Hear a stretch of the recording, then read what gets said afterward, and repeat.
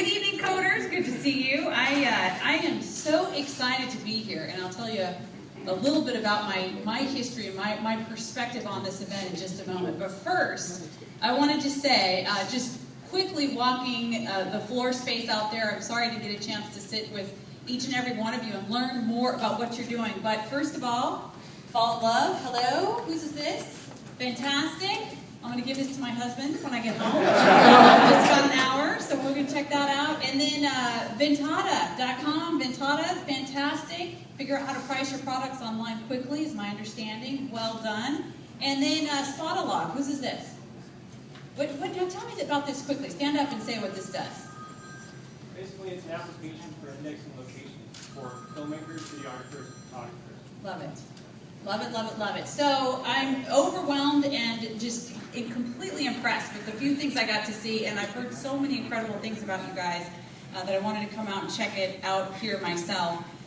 You know, I have a little bit of a different perspective on just where we started and why this event is so important and why what you're doing and everything Kurt just said about the importance of promoting your activities and promoting this kind of event, just how important it is to not just you all here in your room and your network of associates and colleagues and friends and families, but really for an entire city and for an entire region. And my perspective on this goes back to about 1998. How many of you remember 1998? Okay, it seems like forever ago. I can barely remember breakfast this morning. 1998 in Fresno.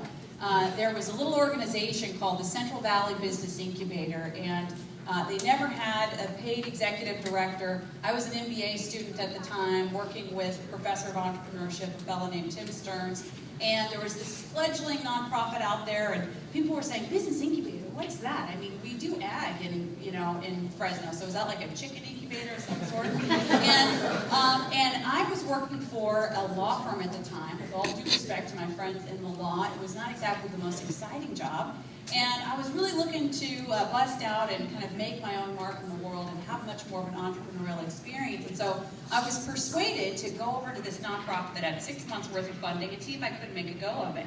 Well, first I had to actually find out what it was. So I went online and learned that at the time there were almost 2,000 business incubators in the world, and sort of every region of the world, it seemed, had gotten the importance of entrepreneurship and the importance of supporting startup companies and had really already recognized that startups and fast-growing companies were the secret to improving economic conditions for an area like Fresno. The thing is that Fresno didn't get it yet, right? So in 1998, I went over to take this nonprofit on, and at the time, this will give you a little bit of perspective, and I know there's a little media in the room, so I want to be respectful.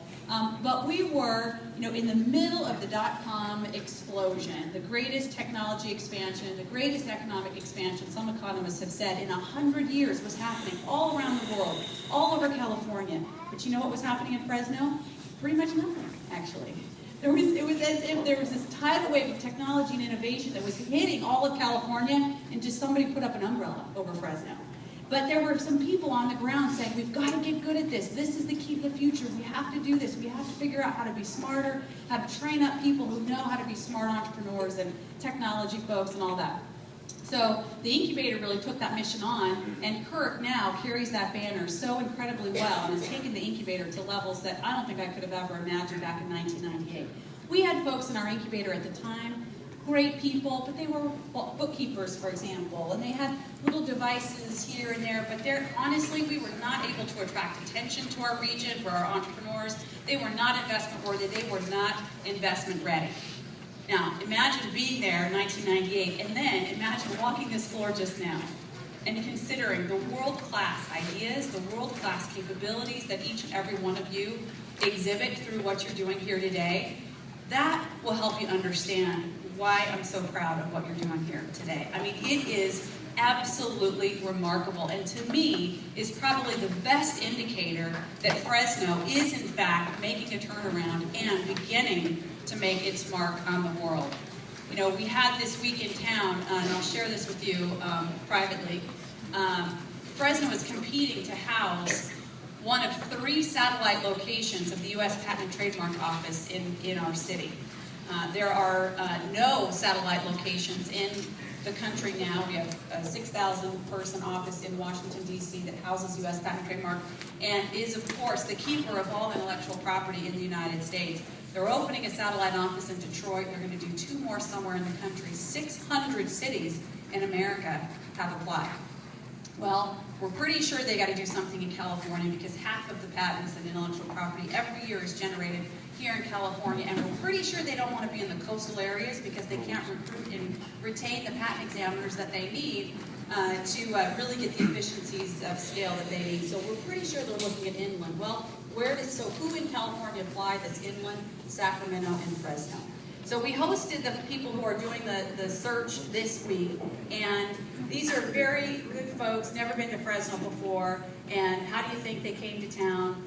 Expecting one thing. By the end of the day, after meeting area entrepreneurs, after seeing 35 students from the Lyle Center for Innovation and Entrepreneurship showing up on a Thursday morning during the summer break with all kinds of smart questions and great business ideas, after meeting with about 40 people in a private lunch with about 20 of them being patent attorneys and others of them being scientists and others who had ideas and work regularly with USPTO, and then after going to CVBI and going to the Water and Energy Technology Incubator, by the time they left Fresno, the tune that they were singing was completely different than the tune that they started with at the beginning of the day. And I haven't shared our pursuit of this office very widely because things like this, you hate to disappoint an entire community. If we don't get it, it's very competitive. We don't know that we'll get it. But I share that story with you today to say there is no way in the world we could even be considered for that kind of major innovation infrastructure if it wasn't for people like you, if it wasn't for the work of CBPI, the work of Irma and others, all of you that are coming together to say, you know what, why not Fresno? Why not? No, we may not be as expensive as a place to live, and we might not be as fancy in some respects, but we don't need that stuff. We're good at what we do, we know that about ourselves, and we'll go toe-to-toe with any entrepreneur, any tech person, any place in California.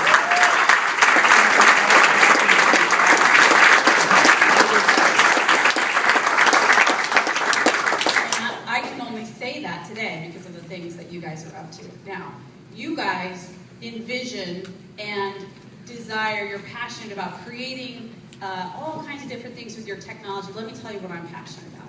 I am passionate about Fresno becoming a place of increased income levels. I'm passionate about Fresno being a place where education levels lift, where we no longer have the demarcation of being the highest concentration of poverty of anywhere else in the United States. I'm passionate about the idea that an underdog, relatively impoverished city could become a desirable, vital place to live for the people who live in the city. That's what I'm passionate about. And if you guys can figure out an app on how to make that happen, and I'll give you my job. Because if we can get this done with an app, then let's just save ourselves a lot of time. Unfortunately, we know there's a little more to it than that, though people creating a lot of apps is a part of this narrative. But I'm passionate about the idea that the kids in this community today will have a bright future in Fresno, that even if maybe their parents didn't experience the kind of educational opportunities and professional opportunities that we would like for them to have experienced, that their kids have a shot at that. That even if their background, it doesn't include Stanford or Harvard or Yale in it, that they, in fact, can make a mark on the world, that they can pursue their passions, that they can achieve things that nobody else thought would be possible given their background. That's what I'm excited about. And the reason why I think we're making progress on that goal, again, is because of events like this. So, you're here today to fan the flame, to draw attention to the products and the inventions that you've got and the things that captivate your heart and mind. I just want you to know that, first of all, we need you to do more and more of it. But second of all, realize that as you do it, you're not just changing potentially your own life, your family's life, your own future, your business's future. You're really a part of a much bigger story, a bigger narrative. And it's about a city that's making a turnaround. And that means something. So, on behalf of the city, I want you to know how proud I am of you. I want you to be encouraged. I want you to go for it like never before this next year. When we come back this time next year, let there be not 30 or so of you out there, but let there be 300. Let there be international media coverage over this next year of this event and over the very things that you're doing. Let all of you attract the kind of capital that you need to really accelerate your business dreams, and let all of you find terrific success this next year. We need that for our city, and we need that for you guys to be successful. So thank you so much, congratulations, and hey, great job. You know, maybe we should do like 61 days of code next year. 62,